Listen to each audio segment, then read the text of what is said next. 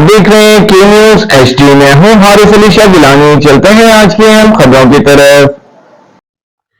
Chief justice کو اسلام آباد high court کے 6 ججز کا خط 26 مارچ کو موصول ہوا۔ رخ کریں گے گجرانوالہ کا، جہاں سے رپورٹ کر رہی ہیں ہماری نمائندہ عظمیٰ شاہین۔ چیف جسٹس نے معاملے پر اسلام آباد ہائی کورٹ اور دیگر ججز کے ساتھ افطار پر ملاقات کی۔ ججز سے ملاقات چیف جسٹس قاضی فائز عیسیٰ کی رہائش گاہ پر ہوئی۔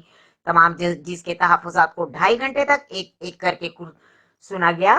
27 مارچ کو چیف جسٹس نے اٹارنی جنرل اور وزیر قانون سے ملاقات کی۔ چیف جسٹس نے صدر سپریم کورٹ بار اور پاکستان بار کے سینئر ممبر سے ملاقاتیں بھی کی۔ 27 مارچ کو شام 4 بجے چیف جسٹس نے فل کورٹ میٹنگ طلب کی۔ فل کورٹ میٹنگ میں ہائی کورٹ کے ججز کے لکھے گئے خط پر تبادلہ خیال کیا گیا۔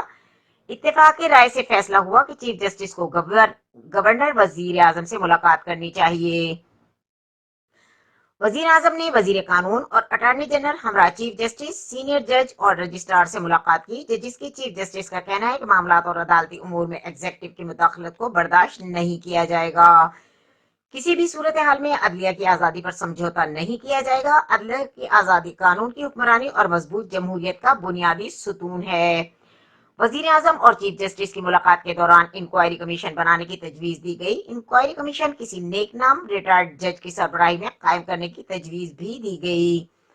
طے پایا کہ وفاقی کابینہ کے اجلاس کے ذریعے انکوائری کمیشن کی تشکیل کی منظوری دی جائے۔ ملاقات میں وزیر اعظم نے یقین دلایا کہ آزاد عدلیہ کے لیے ہر ممکن اقدامات اٹھائے جائیں گے۔ عدلیہ کی آزادی کے لیے فیض آباد دھرنا کیس کے پیراگراف 53 کے مطابق قانون سازی کی جائے گی۔ وزیر اعظم سے ملاقات کے بعد چیف جسٹس نے دوبارہ فل کورٹ میٹنگ بلائی۔ ترجمان کے مطابق فل کورٹ میٹنگ کے اندر وزیر اعظم سے کی گئی ملاقات کی تفصیلات بتائی جائیں گی۔ مزید خبروں اور اپڈیٹس کے لیے ہمارے ساتھ رہیے گا۔ تب تک کے لیے اپنا خیال رکھیے گا۔ اللہ حافظ۔